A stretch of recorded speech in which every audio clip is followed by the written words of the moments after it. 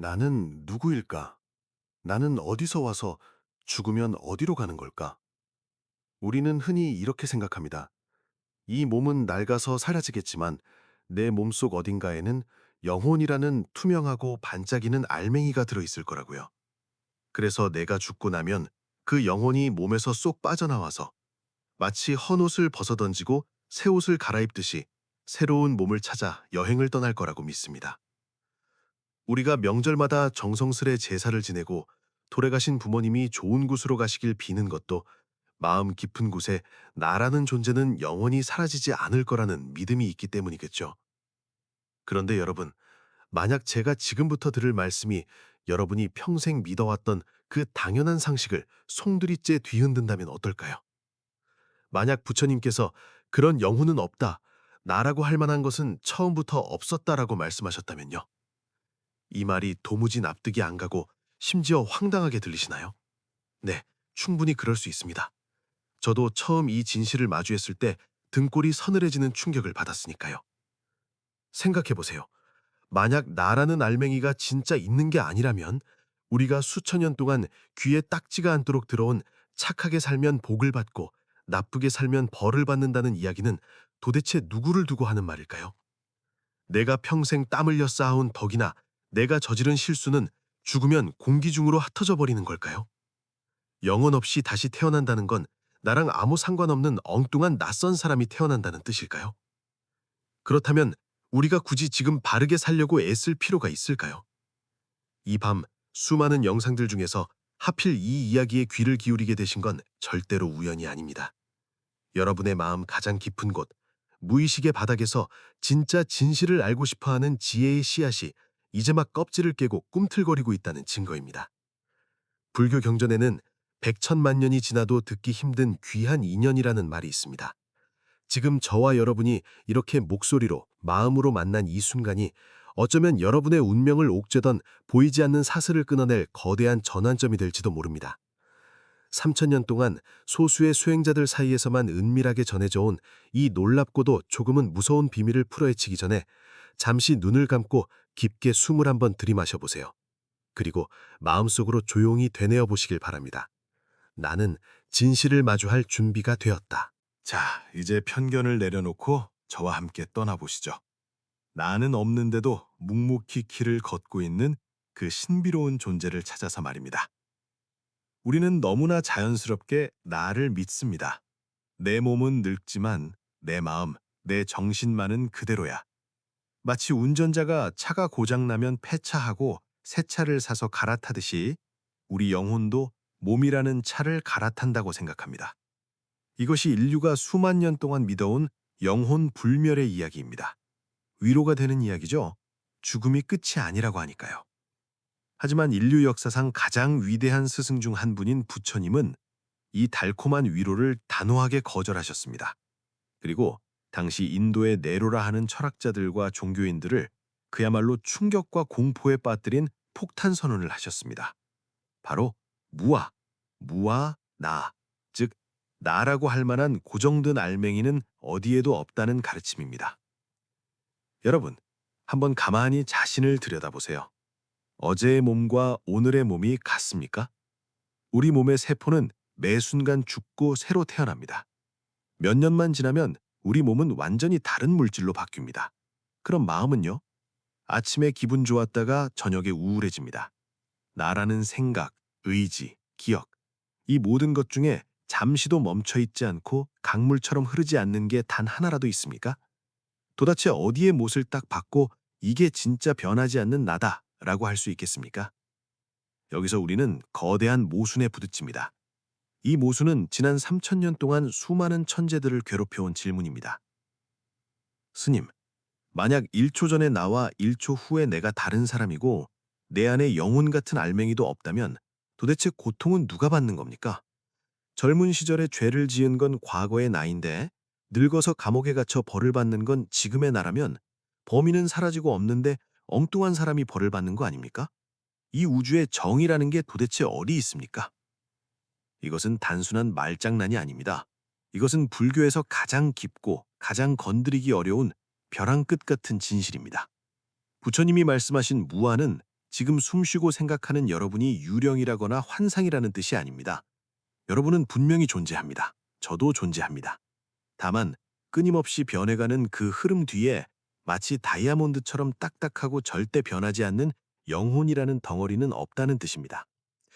이 어려운 이야기를 2000년 전 인도의 한 왕궁에서 있었던 아주 유명하고도 흥미진진한 대결을 통해 풀어보겠습니다. 이 이야기를 듣고 나면 여러분의 머릿속을 꽉 막고 있던 안개가 걷히는 기분을 느끼실 겁니다. 옛날 인도에 밀린다라는 왕이 있었습니다. 이 왕은 머리가 아주 비상하고 논쟁을 좋아하는 사람이었습니다. 그는 수많은 종교인들을 불러다가 말로 꼼짝 못하게 만드는 걸 즐겼습니다. 그의 주특기는 바로 이 무아와 윤회의 모순을 공격하는 것이었습니다. 영혼이 없다면서 다시 태어난다고? 불교는 사기꾼들이야. 왕은 이렇게 생각했죠. 그러던 어느 날 지혜롭기로 소문난 나가세나라는 스님이 왕궁을 찾아왔습니다. 왕은 속으로 쾌재를 불렀습니다. 오늘이야말로 저 스님의 말문을 막히게 해서 망신을 줘야겠다. 왕궁의 화려한 대리 석바락 위 수많은 신하들이 지켜보는 가운데 팽팽한 긴장감이 감돌았습니다. 왕이 거만하게 다리를 꼬고 앉아 스님에게 첫 질문을 던집니다. 스님, 당신 이름이 나가세나라고 들었소. 그게 진짜 당신입니까? 스님이 온화한 미소를 지으며 대답합니다. 대왕이시여, 사람들이 저를 부르기 편하게 나가세나라고 부릅니다만 그건 그냥 이름표일 뿐입니다. 나가세나라는 이름 뒤에 진짜 나라고 할 만한 알맹이는 없습니다. 왕은 껄껄 웃으며 무릎을 쳤습니다. 하하하, 스님, 시작부터 궤변을 늘어놓으시는군요. 자신이 존재하지 않는다니요. 그럼 지금 내 앞에서 밥을 먹고 차를 마시고 나랑 눈을 맞추며 이야기하는 당신은 누구요? 유령입니까? 만약 내가 지금 칼을 뽑아 스님을 찌른다고 해도 찌른 사람도 없고 죽은 사람도 없으니 죄가 안 되겠군요. 세상에 이런 억지가 어디 있습니까? 왕의 눈빛이 승리감에 도취되어 날카롭게 빛났습니다. 신하들도 수군거리기 시작했습니다. 하지만 스님은 태산처럼 흔들림이 없었습니다. 스님은 조용히 왕에게 되물었습니다. 대왕이시여, 여기까지 오실 때 걸어오셨습니까? 아니면 탈 것을 타고 오셨습니까? 나는 왕이요, 당연히 수레를 타고 왔어. 그렇다면 대왕이시여, 무엇이 수레인지 제게 좀 가르쳐 주십시오. 스님은 왕이 타고 온 화려한 마차를 가리키며 묻습니다. 대왕님, 저기 있는 저 긴 막대기, 저게 수레입니까? 아니요, 저건 그냥 끌채일 뿐이요. 그럼 저 둥근 바퀴가 수레입니까? 아니요, 바퀴는 그냥 바퀴지. 그럼 바퀴를 연결한 축이 수레입니까? 아니면 위에 얹은 의자가 수레입니까? 고삐가 수레입니까? 왕은 하나하나 아니라고 대답했습니다. 그것들은 다 부품이고 그걸 다 조립해서 합쳐놔야 수레가 되는 거죠. 그때 스님이 정곡을 찌르는 질문을 던집니다. 그렇다면 대왕이시여, 그 부품들을 다 분해해서 이 마당에 쭉 늘어놓았다고 칩시다. 바퀴는 저쪽에, 의자는 이쪽에, 축은 저쪽에. 자, 그러면 그 마당에 수레라고 부를 수 있는 변하지 않는 무언가가 남아 있습니까? 왕은 순간 말문이 턱 막혔습니다. 멍하니 허공을 바라보았죠. 수레라는 건 수많은 부품이 인연따라 모여서 굴러갈 때 우리가 편의상 붙인 이름일 뿐입니다. 부품들이 흩어지면 수레라는 실체도 연기처럼 사라집니다. 부품을 떠나서 혼자 존재하는 영원한 수레의 영원 같은 건 애초에 없었던 겁니다. 스님은 왕의 눈을 깊이 바라보며 나지기 말합니다. 대왕이시여, 사람도 이와 똑같습니다. 몸이라는 물질, 느낀다는 감각, 생각하는 작용. 이 5가지가 인연 따라 잠시 뭉쳐서 밀린다 왕이라는 이름으로 혹은 나가세나라는 이름으로 활동하고 있는 겁니다. 이것들이 흩어지면 나라는 존재도 사라집니다. 그런데 대왕께서는 그 흩어지는 부품들 속에 영원히 변치 않는 진짜 왕이 숨어 있다고 굳게 믿고 계신 겁니다. 어떻습니까? 왕의 말문이 막힌 것처럼 여러분도 잠시 멍해지지 않으셨나요? 하지만 여기서 끝이 아닙니다. 왕은 비상한 사람이었습니다. 그는 곧바로 반격을 시작합니다. 그리고 이 반격이야말로 우리가 진짜 궁금해하는 핵심입니다. 좋습니다, 스님. 몸은 기계처럼 부품의 조립이라 칩시다. 하지만 내 마음, 내 업보는 이어져야 할 것 아닙니까? 만약 영혼이 없다면 전생에 내가 지은 죄를 왜 현생에 아무 기억 없는 내가 뒤집었어야 합니까? 낡은 수레를 버리고 새 수레를 샀는데 운전자도 없이 수레가 저절로 굴러가서 사고를 낸다면 그건 말도 안 되는 공포영화 아닙니까? 자, 이제 스님은 촛불의 비유를 듭니다. 이 비유가 오늘 이야기의 하이라이트가 될 겁니다. 스님은 왕궁의 탁자 위에 놓인 은은한 촛불을 가리킵니다. 대왕이시여, 이 초가 다 타들어가서 꺼지기 직전이라고 해봅시다. 그때 그 마지막 불씨를 가져다가 새 양초에 옮겨 붙였습니다. 자, 그렇다면 새 양초에 붙은 불은 헌 양초의 불과 같은 불입니까? 아니면 다른 불입니까? 여러분도 한번 대답해 보세요. 헌 초의 불은 이미 꺼져서 사라졌으니 새 초의 불과 분명히 다릅니다. 하지만 헌 초의 불씨가 없었다면 새 초의 불은 생겨날 수 없었으니 아주 남남이라고 할 수도 없습니다. 스님은 이렇게 말합니다. 맞습니다. 우리 삶은 덩어리가 이동하는 게 아닙니다. 마치 불꽃놀이처럼 에너지가 전달되는 과정입니다. 죽는 순간 우리가 마지막으로 일으킨 강력한 생각과 기운이 마치 불씨처럼 다음 생의 심지에 불을 확 붙입니다. 몸도 바뀌었고 이름도 바뀌었고 환경도 바뀌었습니다. 하지만 타오르는 그 열기, 즉 대왕께서 평생을 살면서 만들어온 버릇, 성격, 집착, 그리고 업보라는 에너지는 고스란히 옮겨간 겁니다. 영혼이 이사가는 게 아니라 불길이 옮겨 붙는 것이다. 왕은 나직이 읊조립니다. 그렇습니다, 대왕이시여. 대왕께서 5살 꼬마였을 때를 떠올려 보세요. 그때 글씨를 처음 배우던 그 코 울리던 아이는 지금 어디 있습니까? 그 아이의 몸을 구성하던 세포는 단 하나도 남지 않고 다 죽고 사라졌습니다. 하지만 그 꼬마가 익힌 글씨 쓰는 법, 생각하는 법은 지금 대왕의 손끝에 그대로 남아 나라를 다스리는 조서에 서명을 하고 있지요. 5살 꼬마와 지금의 대왕은 같은 사람입니까? 다른 사람입니까? 같다고 하기엔 너무 많이 변했고 다르다고 하기엔 그 아이가 없었다면 지금의 대왕도 없었겠지요. 영혼이 있어서 이어진 게 아닙니다.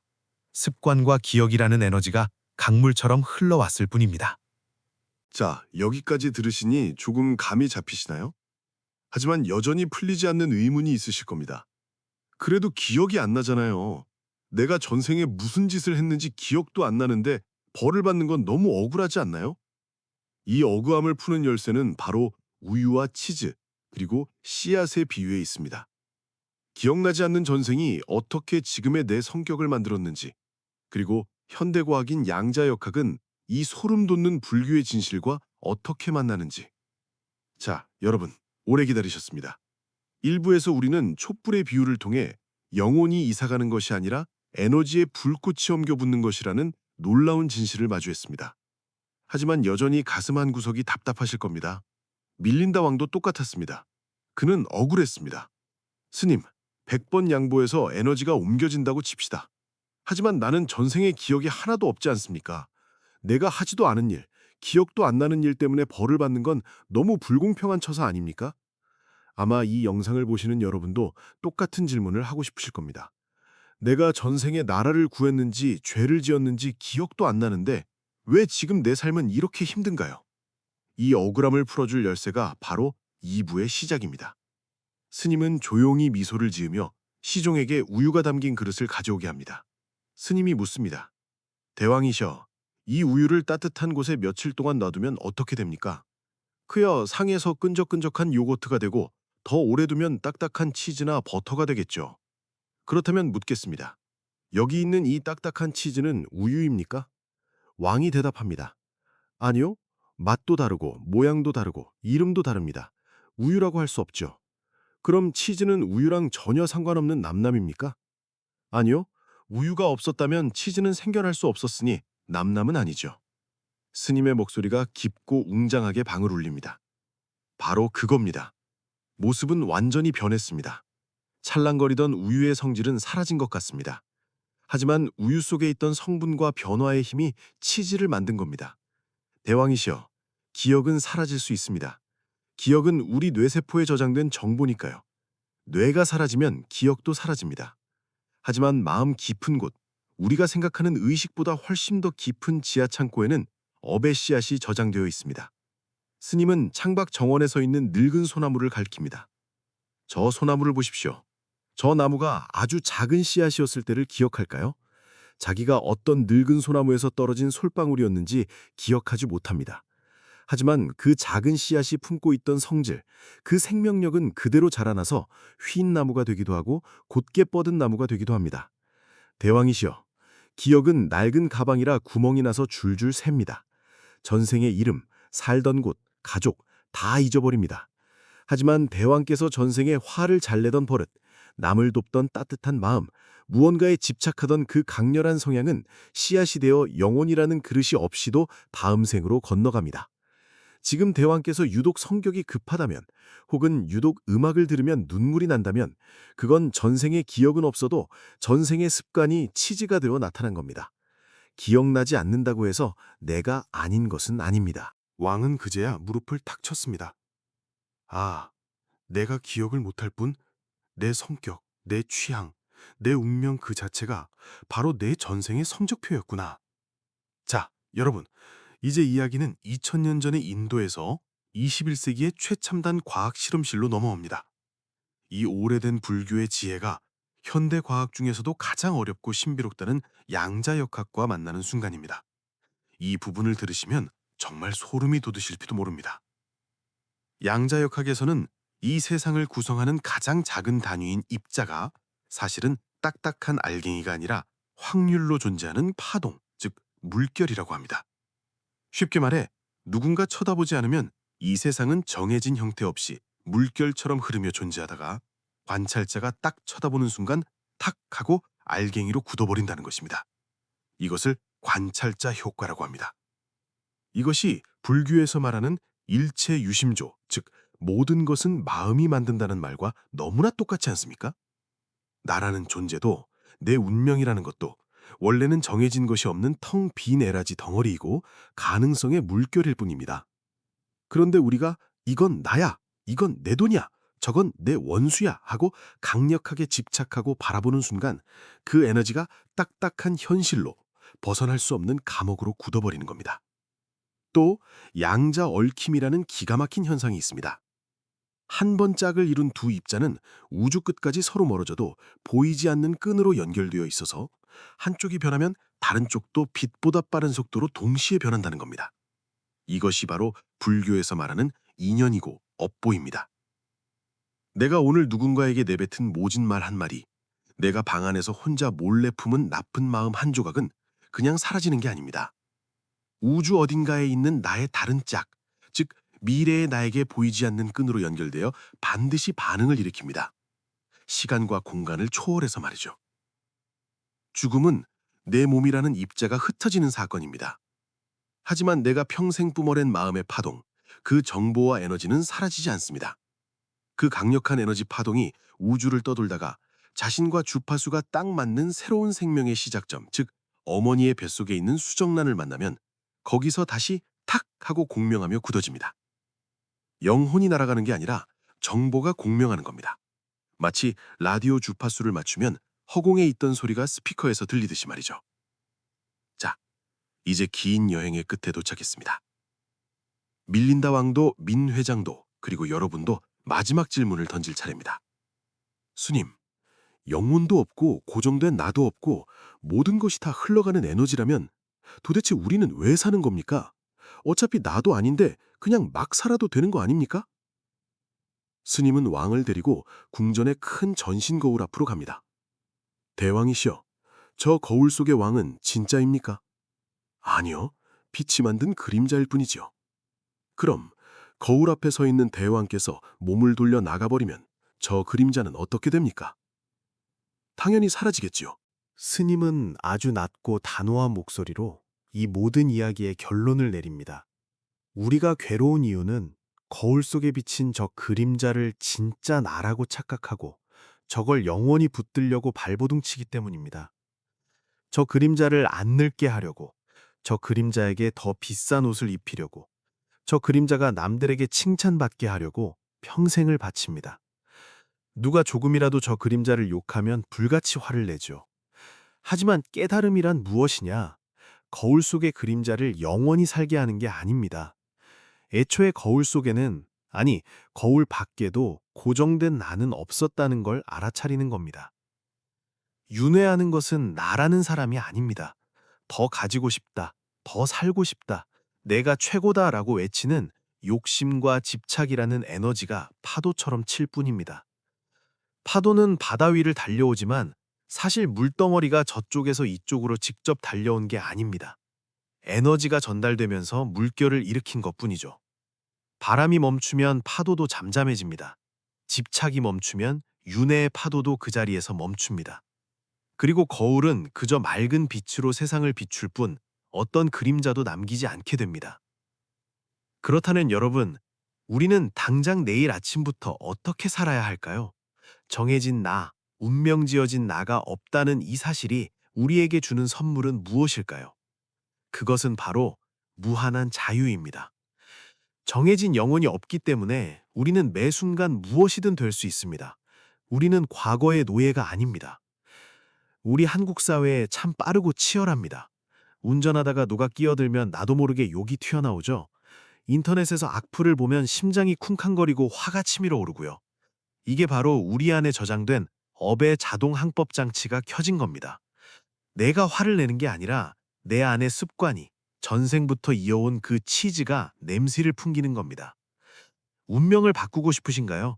다음 생을 걱정하기 전에 지금 이 순간을 바꾸고 싶으신가요? 그렇다면 이 자동 항법 장치를 꺼야 합니다. 화가 확 올라오는 그 짧은 순간, 누군가가 미워지는 그 찰나의 순간, 짐승처럼 반응하지 말고 딱 멈추세요. 그리고 한 걸음 떨어져서 바라보세요. 또 그 프로그램이 돌아가네? 또 그 습관이 나오려고 하네? 이렇게 딱 한 번 멈추는 것. 자극과 반응 사이에 아주 작은 틈을 만드는 것. 그것이 바로 윤회의 사슬을 끊는 가위질입니다. 그 멈춤의 순간에 우리는 짐승처럼 반응하는 게 아니라 부처처럼 선택할 수 있습니다. 그때 비로소 우리는 운명의 주인이 됩니다. 그리고 마음의 창고에 좋은 씨앗을 심으세요. 거창한 기부나 봉사가 아니어도 됩니다. 매일 밤 잠들기 전 오늘 하루 감사했던 일 3가지를 떠올려 보세요. 오늘 먹은 밥이 참 따뜻했다. 하늘이 파래서 기분이 좋았다. 가족들이 아프지 않아서 다행이다. 이건 단순히 기분 좋으려고 하는 위로가 아닙니다. 내 마음의 주파수를 바꾸는 아주 과학적인, 양자역학적인 작업입니다. 내가 좋은 파동을 계속 우주로 내보내면 결국 내 삶은 우주의 좋은 일들과 공명하게 됩니다. 끼리끼리 만난다는 말, 그것은 물리학의 법칙입니다. 자, 이제 눈을 감고 마지막으로 느껴보십시오. 여러분이 그토록 지키고 싶어 했던 나, 남들에게 인정받고 싶어 안달했던 나, 상처받고 남몰래 울었던 나. 사실 그것은 손가락 사이로 빠져나가는 바람 같은 것입니다. 붙잡을 수도 없고 붙잡을 필요도 없는 그림자입니다. 나라는 좁은 감옥에서 걸어 나오세요. 고정된 나는 없습니다. 그렇기 때문에 여러분은 흐르는 강물이고 타오르는 글꽃이며 무한한 가능성 그 자체입니다. 거울 속 그림자와 싸우지 마십시오. 여러분은 그림자가 아니라 그 그림자를 비추는 거울 그 자체이고 세상을 밝히는 환한 빛 그 자체입니다. 오늘 이 긴 이야기가 여러분의 가슴에 작은 파동을 일으켰다면 그것이 바로 여러분 안에 잠들어 있던 참된 성품, 불성이 깨어나는 소리입니다. 이 자유로움을 삶의 무게에 짓눌려 힘들어하는 주변 친구들에게, 가족들에게 나누어 주세요. 공유 버튼을 누르는 그 작은 손짓이 누군가에게는 감옥 문을 여는 열쇠가 될 수 있습니다. 나는 없지만 사랑은 흐르고 있습니다. 그 사랑의 흐름이 되어 오늘 하루도 평안하시길 바랍니다. 지금까지 여러분의 생각 파트너였습니다. 감사합니다.